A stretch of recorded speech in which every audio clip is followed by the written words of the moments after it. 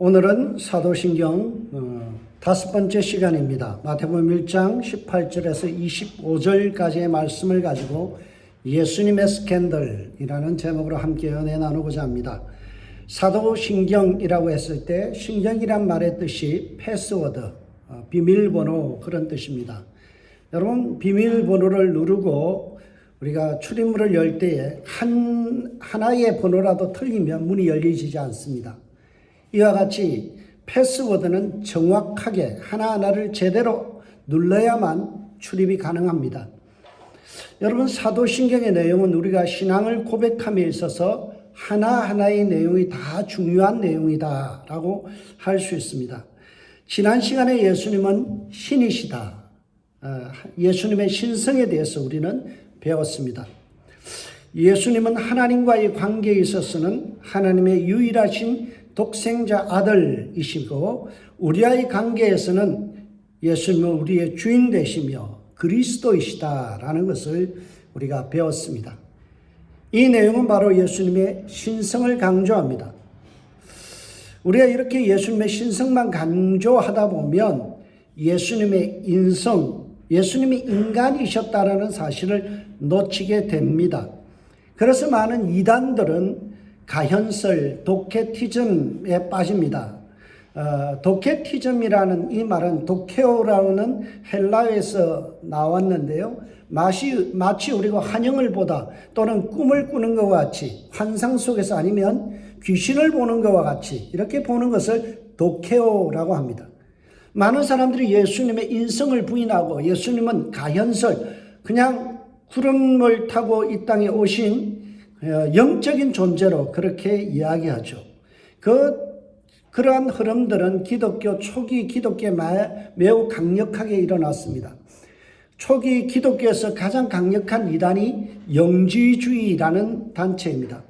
그들은 예수님이 마치 귀신과 같이 홀로그램과 같이 나타나셨다라고 하는 거예요. 예수님은 인간이 아니다. 그냥 영적인 귀신 같은 존재로 이 땅에 오셨다라는 거죠. 그래서 예수님 십자가에서 돌아가시는 것도 이거는 아무런 고통이 되지 않는다. 예수님 부활하는 것도 신이시기 때문에 아무런 문제가 되지 않는다라고 이렇게 주장합니다. 그러나 성경을 읽어보면 예수님은 배고파 하시고요. 그리고 베개를 베시고 주무셨다. 고물에서 주무셨다라고 이야기하고요. 목말라 하시죠. 이것은 인간이 느낄 수 있는 감정을 드러내는 내용입니다. 예수님께서 우셨다. 인간이기 때문에 울 수 있고 목말라 할 수 있고 배고파 할 수 있고 그리고 또 주무시는 그런 모습이 성경은 곳곳에서 이야기하고 있습니다. 그래서 우리는 예수님의 두 번째 고백, 예수님이 하나님의 유일하신 아들이라는 이 신성과 더불어서 예수님은 인간의 몸을 입으셨다라는 내용을 고백합니다. 신성과 인성, 신이심과 인간이심이 오묘하게 결합되어 있다라는 거죠. 50대 50의 결합이 아니라 100%와 100%가 완벽하게 결합된 모습이 예수님이셨다라는 거예요. 그 내용을 설명하기 위해서 우리는 동정녀 마리아에게 낳았다라는 고백을 하게 됩니다. 처녀 마리아에게서 예수님께서 태어나셨다라는 고백을 합니다. 마태복음 1장 18절을 읽어보면 이렇게 되어 있습니다. 예수 그리스도의 나심은 이러하니라. 그의 어머니 마리아가 요셉과 약혼하고 동거하기 전에 성령으로 잉태된 것이 나타났더니, 예수님은 하늘에서 뚝 떨어진 존재가 아니다라고 밝힙니다. 예수님도 육신의 몸을 입고 어머니 마리아의 태에서 태어났다라는 사실을 이야기합니다. 예수님에게도 육신의 어머니가 있었다라고 이야기하죠. 그러나 예수님의 어머니 마리아에게서 태어났지만 오늘 성경은 기이하게도 요셉과 약혼만 했지 동거하지 않았다, 동침하지 않았다라는 상태를 설명합니다. 그런데 느닷없이 아이가 임신되었습니다. 이것은 의학적으로 설명하기는 매우 비상식적이죠. 여러분, 정자와 난자의 결합이 없이 아이가 태어난다는 것은 너무나 이거는 이상한 일이고 가능하지 않는 주장입니다. 이 비논리적인 주장을 기독교는 받아들였고요. 기독교 지도자들은 끊임없이 가르쳤습니다. 순교자 유스티누스라든지 이레니우스라든지 터툴리안이라든지 바실리우스라든지 히에로니무스라든지 우리가 잘 아는 어거스틴에 이르기까지 초대교회의 모든 교부들은 예수님께서 인간의 몸을 입고 동정녀 마리아의 몸에서 태어났다는 사실을 가르쳤어요. 여러분 어떻게 생각하세요? 믿어지시나요? 과학적으로 보면 믿기 힘든 주장입니다. 정자와 난자의 결합이 없이 어떻게 아이가 태어날 수 있나요? 남자와 여자의 성관계 없이 어떻게 아이가 태어납니까? 여러분 이것은 둘째를 치고 이것이 비과학적이다라는 논의를 제쳐놓고라도 이것은 매우 비윤리적인 행위입니다. 여러분 생각해 보세요. 성경은 마리아가 약혼을 했어요. 그런데 요셉과 동거도 안 했는데 아이가 태어났다, 임신되었다라는 것은 이것은 부도덕한 그러한 일로 우리는 치부할 수 있습니다. 약혼한 사람이 있는데 다른 남자에게서 아이를 가진 것인가라는 의심을 가질 수 있죠. 어떻게 종교가 이렇게 비윤리적인 교리를 주장할 수 있는가 의문이 들기도 합니다. 분명히 구약 성경은 매우 윤리적인 것을 가르칩니다. 내 부모를 공경하라. 남의 아내를 탐하지 말라. 남의 집 물건을 탐하지 말라. 도둑질하지 말라. 너무나 윤리적인 기독교를 가르치고 있는 이 구약의 성경에 비춰보면 특별히 이런 스캔들의 부분, 자기의 아이, 그러니까 요셉의 씨가 아닌 다른 사람에 의해서 아이를 가질 수 있는 이 이론은요, 매우 어때요? 비윤리적이에요. 그래서 성경은요, 신명기 22장 23절에서 24절에 보면 어떤 내용이 있습니까? 처녀인 여자가 남자와 약혼한 후에 어떤 남자가 그를 성읍 중에서 만나 동침하면 너희는 그들을 둘 다 성읍문으로 끌어다가 그들을 돌로 칠지니라. 그 처녀는 성 안에 있으면서도 소리를 지르지 아니하였으며 그 남자는 그 이웃의 아내를 욕보임이라. 너희는 이와 같이 하여 너희 가운데서 악을 제할지니라. 구약 성경은 우리에게 말씀하기를요, 만약에 스캔들을 일으키는 여자와 남자가 있으면 약혼을 한 다음에 다른 사람과 어떤 동침을 하면 둘 다 잡아다가 돌로 쳐 죽이라는 거예요. 매우 강력한 윤리적인 기준을 가지고 살아가는 그러한 공동체였습니다. 왜 이렇게까지 강력하게 했나요? 하나님의 백성은 성결한 삶을 살아가야 되기 때문에 그렇죠. 거룩한 삶을 살아가야 돼요. 그래서 비윤리적인 행위는 돌을 쳐서 죽여서라도 그것을 막았던 거죠. 여러분, 그래서 동정녀 마리아에게서 예수님이 태어났다는 주장은 세상 사람들이 보기에는 매우 비윤리적입니다.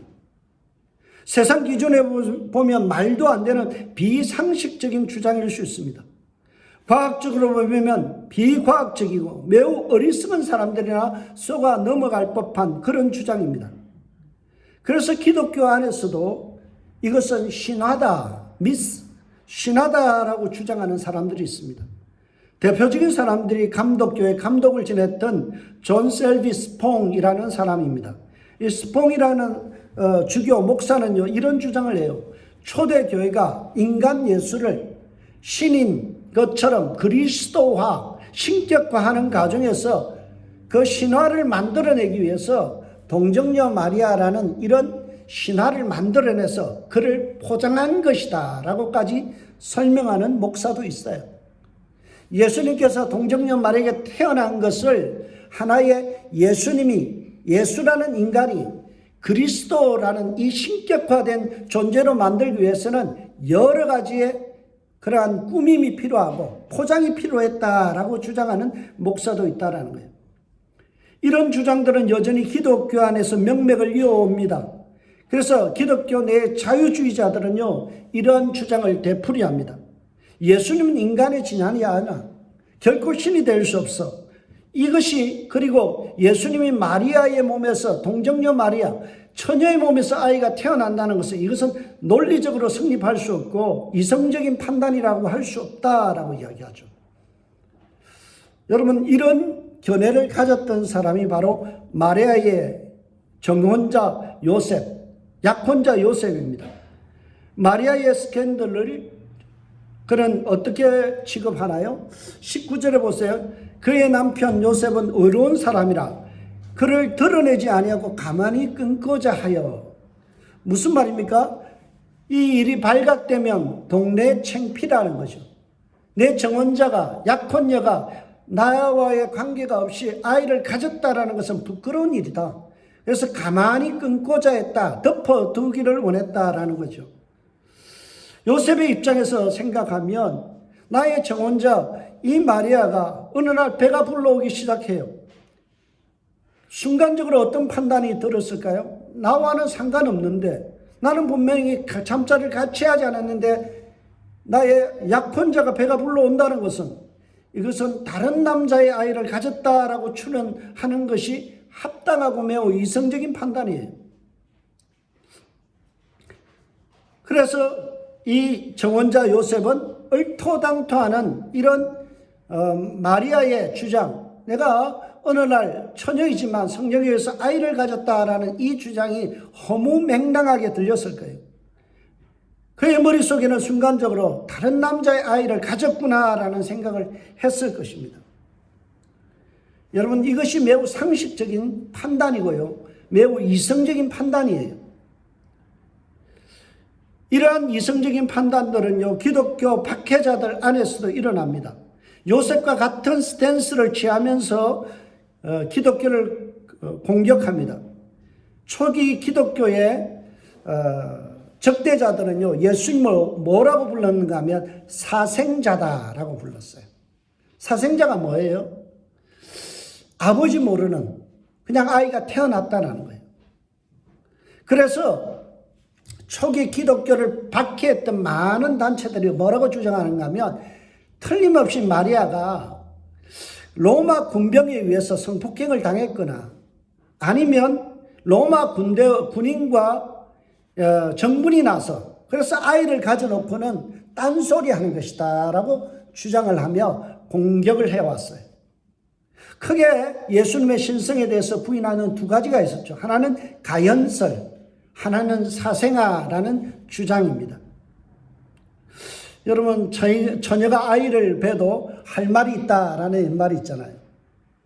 그거와 같이 초대교회를 핍박하던 수많은 이단들과 그리고 적대 세력들은 예수님이 사생하다라고 그렇게 주장하며 떠들었습니다. 그 주장이 처녀가 남자의 관계없이도 아이를 가졌다는 마리아의 주장보다는 훨씬 더 설득력 있는 그런 주장입니다. 그렇다면 과연 기독교는 말도 안 되는 주장을 펴는 집단일까요? 순수한 동정녀 마리아에게서 예수님이 탄생했다는 주장은 과연 터무니없는 불가능한 주장일까요? 이 교리를 받아들이는 것이 과연 어리석음의 극치일까요? 결코 아닙니다. 왜냐하면 인간의 방법으로는 불가능합니다. 인간의 이성으로는 이것은 매우 비논리적이고 비과학적입니다. 그러나 천지를 창조하신 하나님에 의해서라면 가능하다라는 결론을 우리는 가질 수 있습니다. 그래서 마태복음 1장 18절에는 이렇게 이야기합니다. 마리아 임신의 특징을 이렇게 이야기합니다. 성령 하나님에 의해서 된 것이다. 성령으로 잉태된 것이 나타났더니, 성령으로 잉태된 것이 나타났더니, 여러분, 이것은 비과학적인 것이 아니라 초과학적인 것입니다. 파라사이언스, 이것은 초과학이에요. 과학을 뛰어넘는 과학적인 이야기. 비과학이라는 것은 우리의 과학이라는 것은요, 우리의 이성으로 납득되어지는 거예요. 그러나 이 과학을 뛰어넘는 신비로운 과학의 세계, 그것이 있다라는 거죠. 요즘 양자 물리학에서요, 이야기하는 것이 그겁니다. 과학적으로 설명이 안 되지만 분명히 존재하는 것이 양자 물리학 속에 있다라는 거예요. 우리는 초과학의 세계를 우리의 눈으로 확인하지 못하기 때문에 그것을 믿지 않으려고 하지만, 과학자들은 이미 초과학적인 현상들에 대해서 인정했다라는 사실이에요. 여러분, 오늘 본문 20절에서 21절을 보면 분명히 이렇게 이야기합니다. 이 일을 생각할 때에 주의 사자가 현명하여 이르되 다윗의 자손 요셉아, 내가 내 마리아를 데려오기를 무서워하지 말라. 그에게 잉태된 자는 성령으로 된 것이니라. 성령으로 된 것이니라. 아들을 낳으리니 이름을 예수라라. 이는 그가 자기 백성을 그들의 죄에서 구원할 자이심이라 하니라. 여러분, 오늘 이야기는 다른 접근을 해요.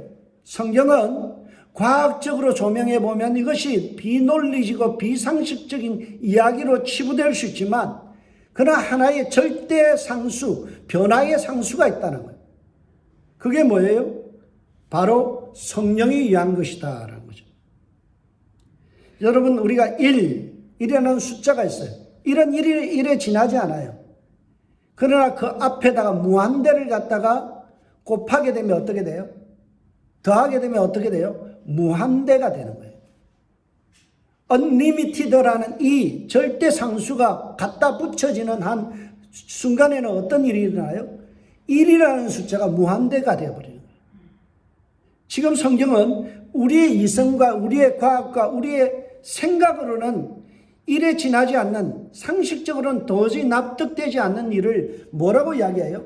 그 앞에 성령이라는 무한대를 갖다 붙여놨다라는 거예요. 여러분, 오늘 본문의 내용을 누가복음 1장 34절과 35절은 좀 더 상세하게 디테일하게 설명합니다. 누가복음 1장 34절에서 35절에 보면 이렇게 되어 있습니다. 마리아가 천사에게 말하되 나는 남자를 알지 못하니 어찌 일이 있으리까? 이게 누가 한 말이에요? 마리아가. 내가 남자와 성관계를 한 경험이 없는데 어떻게 내가 아이를 가질 수 있습니까? 라고 이야기합니다. 천사가 대답하여 이르되 성령이 내게 임하고 지극히 높은 이의 능력이 너를 덮으리니 이름으로 나실 바 거룩한 이는 하나님의 아들이라 일컬을지니라 라고 말씀하죠. 여기에는 절대 상수, 무한대의 숫자를 들이내는 것을 뭐라고 말씀해요? 성령이 내게 임하고 지극히 높은 이의 능력이 너를 덮어버린다 라고 말씀합니다. 그래서 정자 없이도 아이를 가졌다라는 거예요. 이게 어떻게 가능해요? 지극히 높은 이의 능력이 덮어버리고. 여러분, 그러면 이 덮는다라는 표현이 무슨 의미일까요? 하나님의 지극히 높은 능력이 덮었다라는 말은요, 이것은 이 단어를 잘 살펴볼 필요가 있습니다. 덮었다라는 말이 에피스키아조라는 이 단어는요, 바로 덮으시다라는 뜻인데 그늘지게 하다, 영원토록 임재하다라는 뜻이에요. 이 단어가 출애굽기 40장 35절을 70인역으로 번역될 때 사용된 헬라어입니다. 거기에 보면 이런 말씀이에요. 모세가 해막에 들어갈 수 없었으니 이는 구름이 해막 위에 덮이고 해막 위에 하나님의 임재의 구름이 덮이고 히브리어 샤칸이라는 단어를 헬라어로 번역할 때 에피스키아조라는 단어를 썼어요. 하나님의 임재, 그래서 하나님께서 임재하셔서 그것을 덮어버림, 이게 바로 덮으심의 은혜. 이게 누구에게 나타났다고요? 마리아에게. 마리아를 하나님의 영이 완전히 덮어버린 사건이라는 거예요. 그래서 오늘 본문은 이 사건을 이렇게 표현합니다. 이 모든 일이 된 것은 주께서 선지자로 하신 말씀을 이루려 하심이라. 이르시되 보라, 처녀가 잉태하여 아들을 낳을 것이요 그의 이름을 임마누엘이라 하리라 하셨으니 이를 번역한즉 하나님이 우리와 함께 계신다 함이라. 하나님이 우리와 함께 함이라. 이게 뭐예요? 샤칸, 히브리어 덮다, 헬라어 에피스키아조라는 뜻이에요.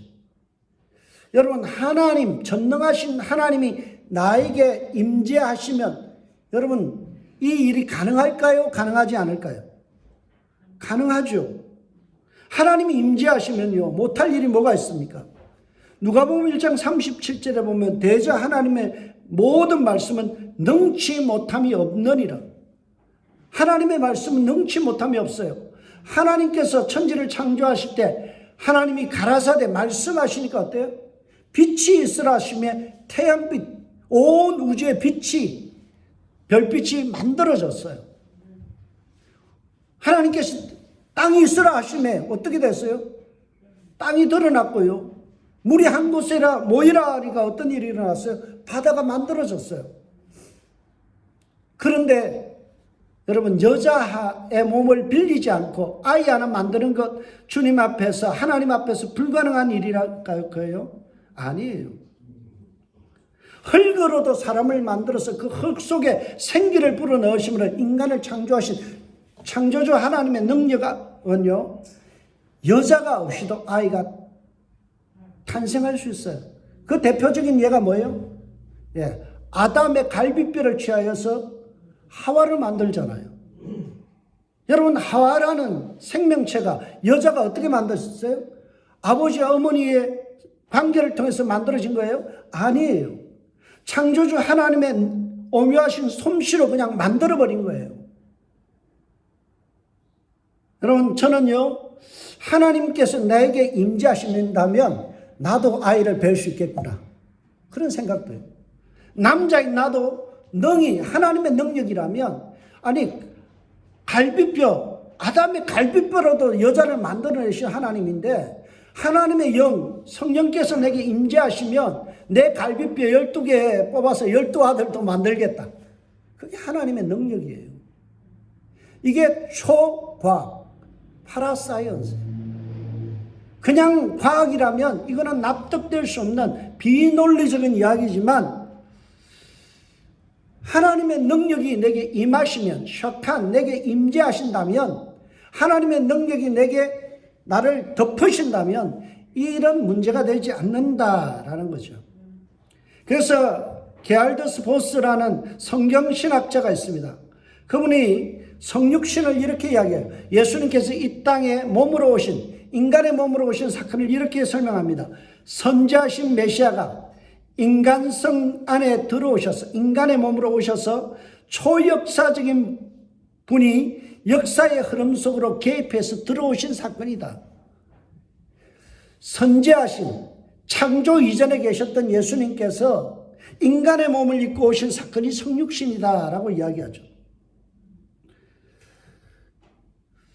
여러분, 예수님께서는요, 선지하신 창조주로서 일하셨죠.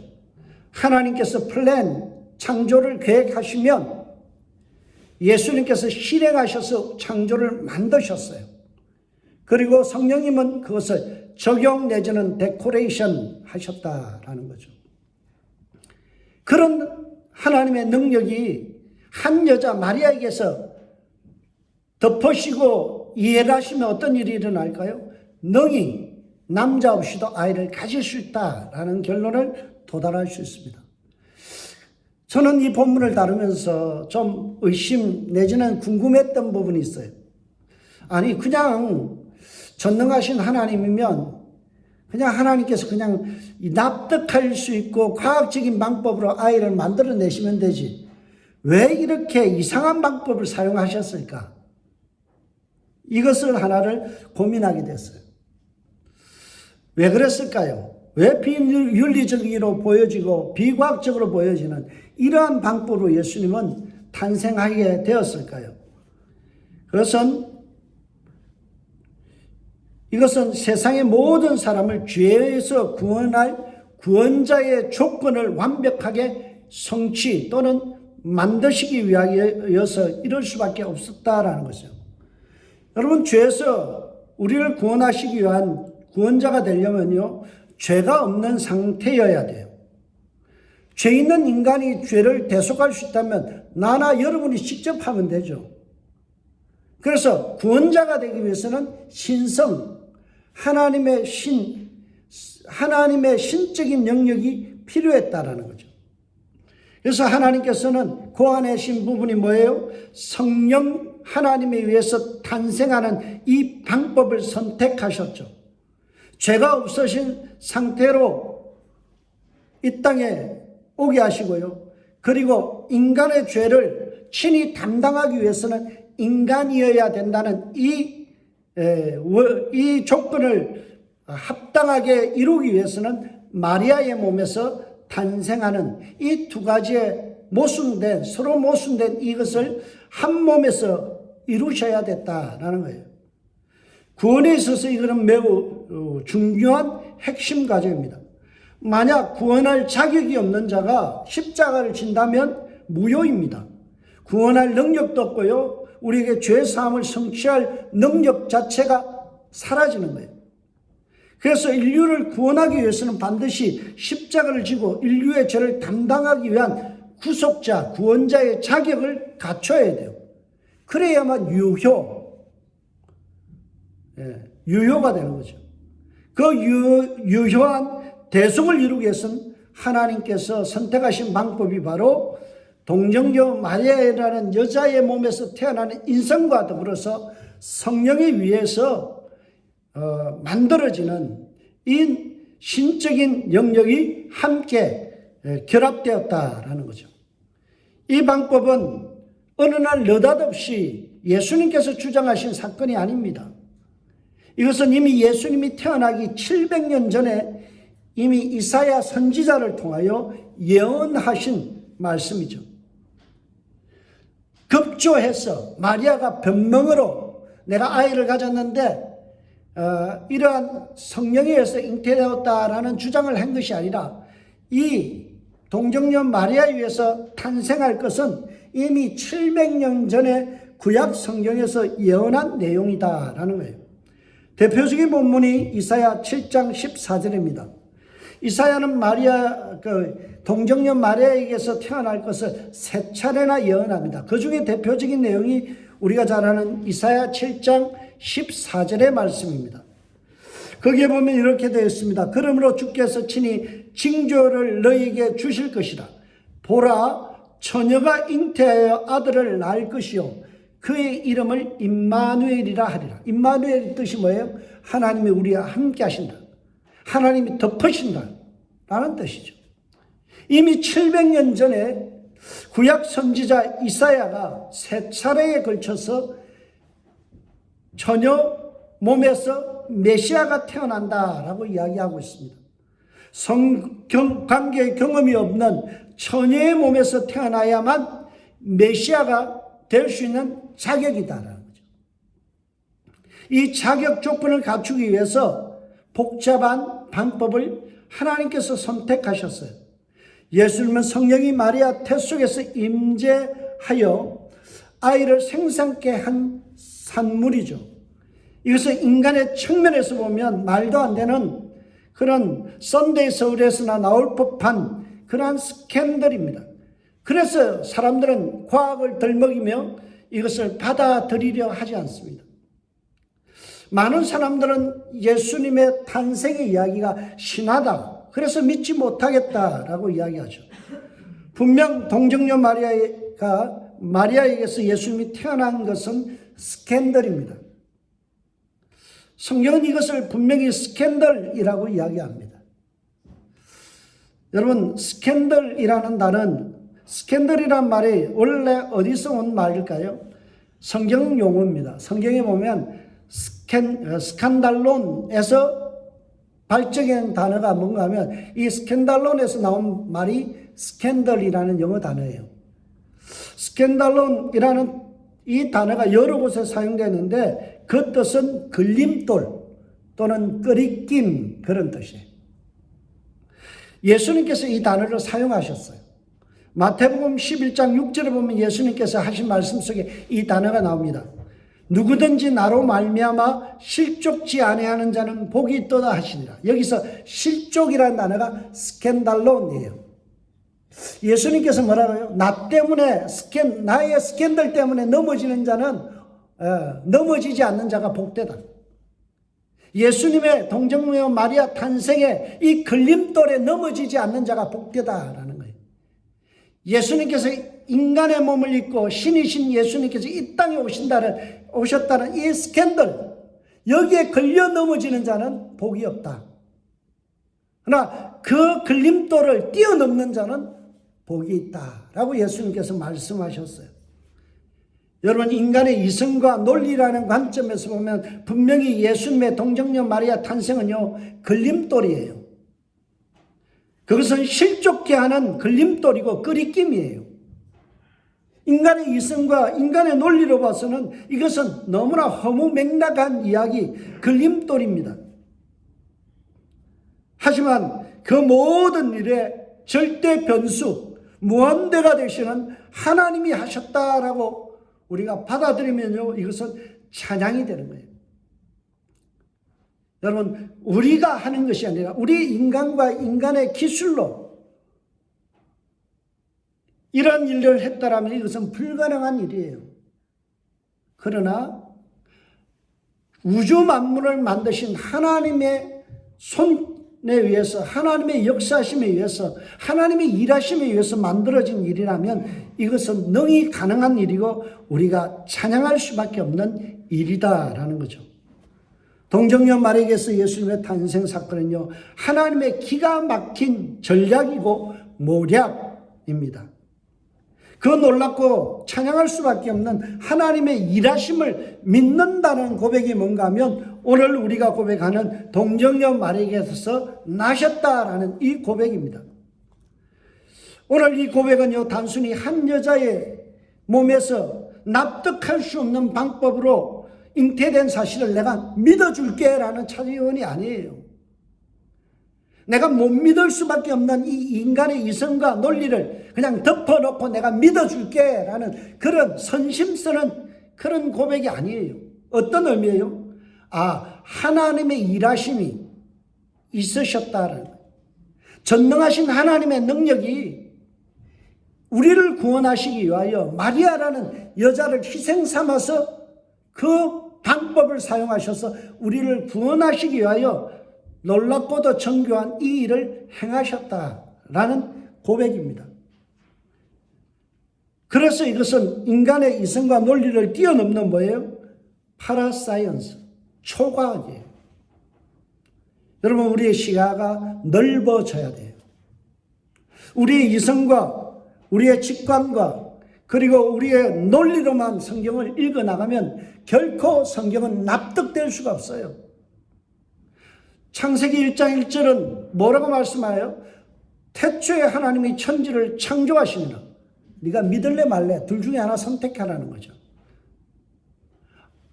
하나님의 천지 창조의 사역을 믿게 되면요, 나머지에 나오는 모든 이적과 기적은요, 하나님에 의해서 해결된 모든 산유물이에요. 부산물이에요. 무리를 걷는 것, 중력의 법칙에는요, 이거는 비논리적이죠. 물에서 어떻게 깔아앉아야 될 것이, 여러분 무리를 걸어본 적 있습니까? 이거는 중력의 법칙에 의해서 어때요? 인간은 물에 빠지게 돼 있어요.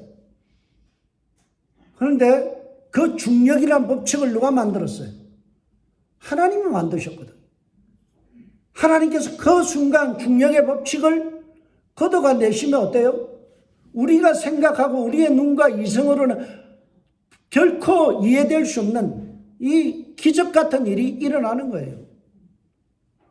여러분, 오병이의 기적을 생각해 보세요. 보리떡 2개와 그리고 물고기 5마리로 5,000명을 먹였다. 이게 가능한 일인가요? 과학적으로 보면 질량 보존의 법칙이 있습니다. 결코 빵 조각을 갖다가 반으로 나누면 어때요? 그것은 반으로 나눠서 2덩이는 되지만 어때요? 그 질량은 그대로입니다. 그런데 어떻게 5,000명을 먹여요? 그러나 질량 보존의 법칙을 만드신 분이 누구예요? 하나님이시거든요. 이 세상의 모든 법칙을 만드신 분이 하나님이에요.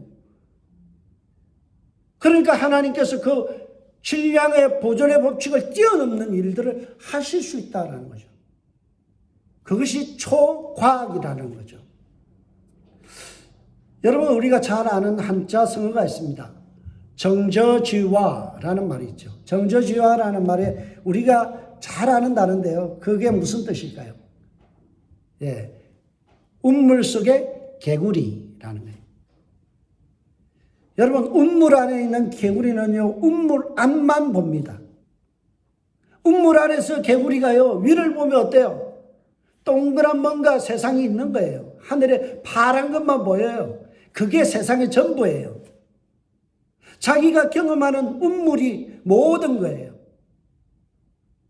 그런데 만약에 두레박에 사람이 두레박을 내면서 물을 길어 올릴 때 그 개구리가 거기에 탑승해서 올라와서 폴짝 운물 밖을 뛰어넘으면 어떤 일이 일어날까요? 새로운 세상, 유레카, 새로운 세상이 보이는 거예요. 지금까지 보지 못한 세계가 보이는 거죠. 그게 하나님의 세계예요. 여러분, 우리의 이성과 경험과 직관이라는 이 운물에 갇혀 있다 보면 하나님의 일하심과 하나님의 능력의 부여하심을 우리는 경험할 수 없어요. 그 대표적인 인물이 누군가요? 욥과 세 친구들. 여러분, 욥기에 보면 욥기 1장부터 37장까지 내용이 어떤 내용이에요? 서로 자기의 지식, 자기의 신앙 가지고 뭐예요? 서로 잘났다고 우겨요. 욥은 내가 어렵다. 나는 어려운 사람인데 느닷없이 고난이 왔다. 그러니까요, 빌닷을 비롯한 여러 가지 엘리오라든 이런 사람들이 나타나서 막 정죄하잖아요. 네가 하나님 앞에 뭔가 잘못한 게 있어. 회개해. 신학적으로 들이대면서 막 날카롭게 공격해요. 서로 한치 물러섬도 없이 서로 잘났다고 막 주장을 해요. 그렇게 38장까지 쭉 가다가 37장까지 가고 38장 되면 하나님이 등장하셔요. 그리고 나서 욥을 비롯한 모든 사람의 입을 막아버려요. 무지한 말로 생각을 어둡게 하는 자가 누구냐라고 욥기는 38장을 시작해요. 무지한 말로 생각을 어둡게 하는 자가 누구냐? 바로 욥과 세 친구들. 너희들 전부 다 운물 속에 개구리에 지나지 않는다. 그러면서 욥에게 하나님이 보여주신 게 뭐예요? 창조의 세계로 끌고 가요. 하나님께서 욥을 창조의 세계로 끌고 가서 뭐라고 이야기해요? 바로 욥기 38장 그 2절부터 3절부터 나오는 말이 내가 땅에 기초를 놓을 때 내가 어디 있었느냐? 내가 땅을 만들 때 네가 있었느냐? 천지 창조의 역사를 이루신 하나님의 섭리를 네가 어떻게 다 안다고 너는 어렵다라고 주장하느냐? 네가 경험하고 네가 갖고 있는 의의 기준을 가지고 너가 어렵다라고 생각하는 거 그거 틀려먹었다는 거예요. 서로 도토리 키재기 하면서 나는 어렵다. 나는 신학적으로 많이 안다. 나는 잘났다라고 하는 그 욥과 세 친구들을 향하여 하나님은요 입을 막으셨어요. 무지한 말로 생각을 어둡게 하는 자가 누구냐? 내가 땅에 기초를 놓을 때 내가 어디 있었냐? 내가 창조의 세계를 아느냐라고 말씀해요. 우리는 우리의 IQ 얼마도 되지 않는 IQ. 내가 살아본 60년, 70년의 경험. 내가 성경을 읽고 연구하고 들었던 수많은 성경 교육, 저 같으면 신학 교육들, 이런 것을 가지고 무식하게 운물 안의 개구리임에도 불구하고 마치 세상을 모든 것을 아는 것처럼, 모든 신학을 다 아는 것처럼, 모든 지혜와 지식이 있는 것처럼 우리는 어떻게 해요? 떠들어댄다는 거죠. 그래서 욥기 38장은 매우 중요한 말씀입니다. 여러분, 정저지와 운물 속의 개구리임을 우리가 인정해야 돼요. 나의 경험과 나의 상식과 우리의 과학, 이것이 어때요? 뒤집어진다는 거죠. 여러분, 천동설, 지동설 때문에 뒤집어졌잖아요. 여러분, 200년 전의 과학이 지금의 과학 어때요? 그때는 과학적이라는 것이 지금에 와서는요 다 뒤집어진 게 얼마나 많나요? 우리가 아는 여러분 아인슈타인의 상대적 원리가 또 호킹에 의해서 뒤집어져 버렸잖아요. 여러분 100년 후에 200년 후에 우리가 지금 과학적이다라고 이야기하고 판명하고 주장하는 것들이 너무나 비과학적으로 증명될 것이 너무나 많이 있다는 거죠. 그럼에도 불구하고 우리는 그것을 과학이라는 잣들을 가지고 못 믿겠다라는 거죠. 여러분, 하나님이 일하시면, 하나님이 덮으시면, 하나님이 우리에게 임재하시면 우리의 상식과 우리의 과학적인 지식과 경험을 뛰어넘는 일들이 일어날 줄 믿습니다. 그 일이 여러분에게 일어나길 주의 이름으로 축복합니다. 임마누엘의 하나님, 전능하신 하나님, 창조주 하나님의 능력이 여러분을 덮으심으로 인하여 여러분의 삶 속에 기가 막히고 놀라운 일들, 우리의 논리와 이성으로는 도저히 설명할 수 없는 그런 일들, 기적 같은 일들이 상식이 되어지는 일들이 주님 안에서는 가능하다라는 거죠. 이 놀라운 하나님의 능력의 세계를 우리가 인정하고 우리가 그것을 받아들이며 신앙의 폭이 넓어져요. 제가 요즘 공부하는 맹자의 부분에 보면 이런 논어의 부분에도 이런 부분이 있습니다. 관어해자 난위수라는 말이 있어요. 관어해자 난위수. 이 말의 뜻은요, 바다를 본 자는 다른 물을 물이라 할 수 없다. 무슨 말이에요? 바다를 본 사람은요, 개천의 물을 가지고 이걸 보고 물이다라고 하기가 부끄럽다는 거예요. 넓은 바다를 경험한 사람은요, 좁아 터진 물 한 방울 두 방울 그걸 가지고 대단한 것이라고 주장하는 것이 어리석다라는 거예요. 하나님의 넓고 부유하심이라는 이 바다 같은 하나님의 은혜, 하나님의 능력에 부유하신 그것을 경험한 사람은요, 인간의 이성이라는 물 한 방울, 인간의 경험이라는 물 한 방울, 인간의 지혜라는 그 물 한 방울을 가지고 이것이 대단한 것이다라고 주장하는 것이 어리석다라는 거죠. 그래서 관어해자 난위수라는 말이 참 저에게는 와닿아요.